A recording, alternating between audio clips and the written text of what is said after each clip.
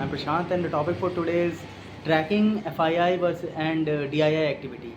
So, firstly, what are FII? So, foreign institutional investors. These are the global hedge funds, the pension funds, the sovereign wealth funds, etc. And for example, we can take the BlackRock, Vanguard, GIC Singapore. Then we have the DIIs, who are the domestic institutional investments, such as Indian mutual funds, the insurance company, the pension funds of India. We have the SBI mutual fund, the HDFC AMC, we have the LIC. These companies could be the DIIs of India. Now, they are some of the biggest market players, and tracking them could reveal where the money is flowing. Their buying and selling affects the whole market. That affects the stock prices, their sector rotation, their market sentiment. Everything can be revealed based on their activity.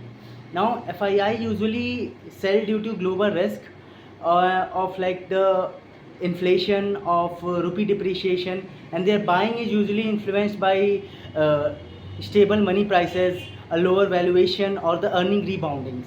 Now, DII usually counter what the FII is doing. So, if the FII is selling, the DII would be buying. If DII is buying, the FII will be selling. So, both of them rotate between different sectors based on the macroeconomic expectation and the quarterly result.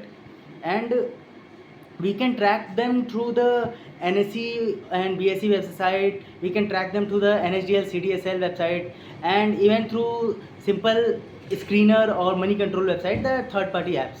Now, we need to look for the sudden reversal in trend, like there was a whole lot of buying going on and it started become selling, or the promoter started selling, or the uh, share stock of the domestic investor had decreased. We can also look at sector inflows of the whole sector as a whole. If the DI or FII investment has gotten down or more in that sector itself, we can also look at the disproportionate activity in the small and mid cap funds based on our risk appetite, of course.